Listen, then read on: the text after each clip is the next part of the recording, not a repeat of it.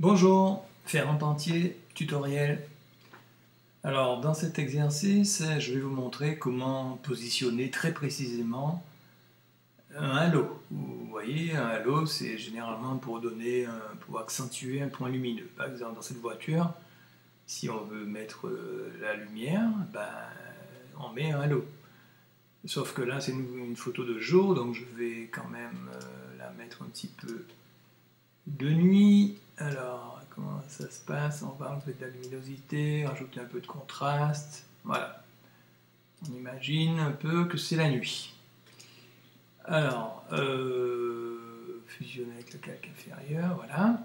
Alors, si je veux mettre une lumière là-dessus, généralement, je vois certaines personnes aller directement dans Filtre, Rendu, Halo.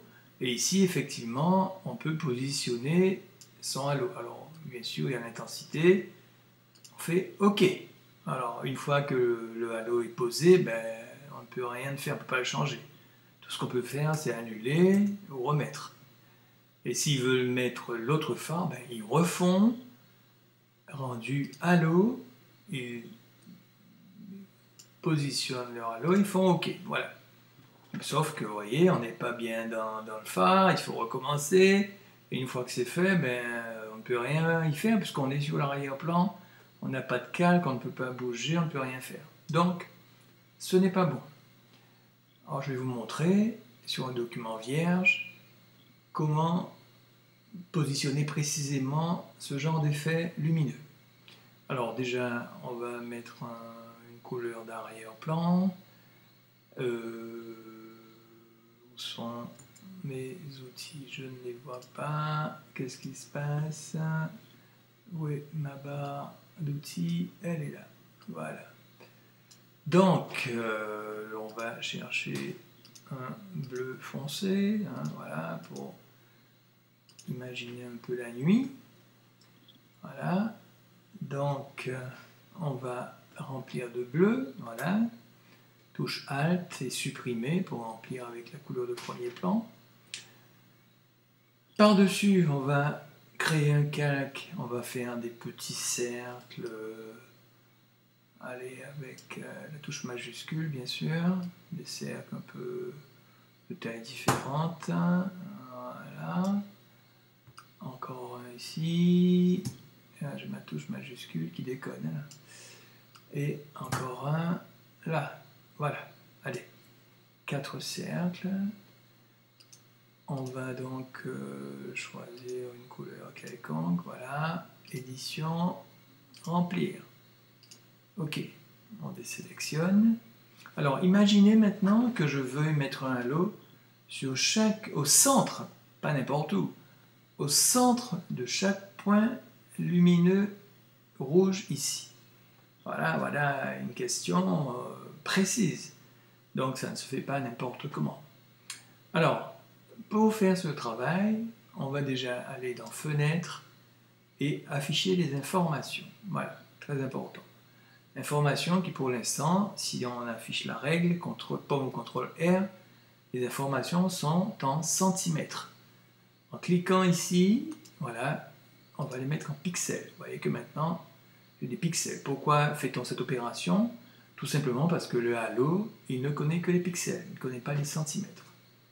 Alors, ici, vous avez bien vu, pixels, centimètres, pouces, millimètres, etc. Donc, on est bien en pixels. Voilà, ici, là, dans cette petite case, dans les coordonnées XY. Donc, on a notre arrière-plan, nos petits points rouges, et maintenant, on va créer un nouveau calque qu'on va remplir de noir, voilà, tout simplement. Mais pour qu'il soit invisible, on va le mettre en mode superposition, ou bien n'importe quel de ces 5 modes, il sera toujours invisible. Voilà, donc on a bien un calque qui est là, mais si on passe en mode normal, il cache tout ce qu'il y a en dessous. Donc, mode superposition afin de voir au travers. Vous voyez bien qu'il est noir, mais qu'on ne voit pas.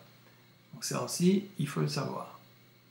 Et donc, maintenant, il va s'agir pour nous de positionner très précisément notre halo sur ce point, au milieu de celui-là, au milieu de celui-là et au milieu de celui-là. Donc, sachant qu'il y en a 4, on va dupliquer pomme au CTRL J afin d'avoir 4 calques noirs en mode superposition. On va se mettre sur le premier. Et maintenant, il vous faut un stylo et du papier. Alors, si vous survolez votre image, avec les informations ici, vous voyez, si vous vous mettez au milieu de ce petit cercle-là, eh bien, vous allez regarder la palette qui est là. Voilà, quand on bouge, quand on se met au milieu, eh bien, il y a des informations qui s'affichent. Vous prenez votre stylo avec un bout de papier, vous écrivez donc cercle 1, allez, allons-y, 1 égale x 101 pour moi et y 110. Ensuite, 2 égale, donc vous passez votre souris sur le cercle numéro 2, approximativement au centre, et vous notez les informations. Alors, donc cercle 2, en x, on a 324, voilà, et y 297, ce sont des pixels. En 3, approximativement au milieu, on a 733 en x, 733, et en y 270. Et pour le quatrième, pareil, approximativement au milieu, on a du 1007 pixels sur 428 en y. Voilà. Donc une fois que c'est fait, vous vous mettez sur un calque. Moi je commence par celui-là, en considérant que c'est le premier. Je vais dans Filtre, Rendu, Halo. Sauf que là, on ne voit pas les cercles rouges. Donc on ne peut pas les positionner précisément. Par contre, vous allez appuyer sur la touche Alt de votre clavier et cliquer dans cette zone-là. Et à ce moment-là, il s'ouvre une zone de dialogue. Et par ici, vous mettez les références en pixels de votre premier cercle, à savoir 101 ici, voilà, et 110 ici. Vous faites OK. Ça, c'est pour la position du halo. Et maintenant, vous pouvez choisir l'intensité lumineuse, comment sera votre halo, etc. Alors, une fois que c'est OK, maintenant vous faites OK. Et vous voyez que votre halo s'est positionné exactement au milieu de notre point rouge. Donc si c'est trop violent, vous faites Annuler, vous retournez dans Filtre, Rendu, Halo.